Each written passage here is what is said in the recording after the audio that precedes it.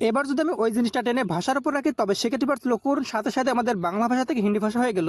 একইভাবে আপনি যে সেটিংসটা করে রাখবেন সেই ভাষা থেকে সেই ভাষা হয়ে যাবে। হাই ট্রান্সলেট অ্যাপ ব্যবহার করে যে কোনো ভাষাকে আপনার সুবিধা মতো যে কোনো ভাষায় ট্রান্সলেট করে পড়তে পারবেন। তো তার জন্য এবার সর্বপ্রথম আপনাদের ফোনটিতে হাই ট্রান্সলেট অ্যাপটি প্লে স্টোর থেকে ইনস্টল করে নেবেন। তারপর এখান থেকে ওপেন করে দিবেন।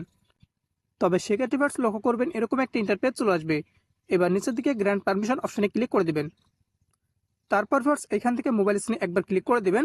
তবে সেক্ষেত্রে লক্ষ্য করবেন আপনার ফোনে ইনস্টল থাকা সমস্ত অ্যাপগুলো তার মধ্যে থেকে আপনার হাই ট্রান্সলেট অ্যাপটি খুঁজে বের করবেন, এমনকি সেটার উপর ক্লিক করে দিবেন। ক্লিক করে দেওয়ার পর দেখতে পাচ্ছেন এখান থেকে এটা বন্ধ করা রয়েছে। তো এই সেটিংসটা মতো আপনাদের চালু করতে হবে। তো অবশ্যই আপনারা এটা চালু করে দিবেন।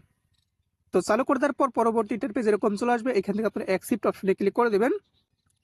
তারপর একইভাবে ফার্স্ট মতো আরও একটি সেটিং আমাদের চালু করতে হবে। এর জন্য মোবাইল স্ক্রিনে ক্লিক করে দিবেন।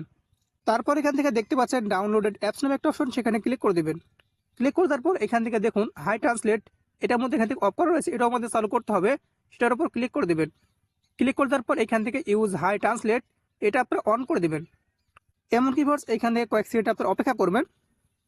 কয়েক সেকেন্ড অপেক্ষা করার পর এখান থেকে আপনারা টিক মার্ক করে দিবেন। তারপর ওকে অপশনে ক্লিক করে দিবেন। তবে সেক্ষেত্রে এটা চালু হয়ে যাবে। এমনকি পরবর্তী ইন্টারফেস এরকম চলে আসলে প্রশ্নতে আপনারা ক্লিক করে দেবেন। তারপর এই পারমিশনটি আপনারা অ্যালাউ করে দিবেন।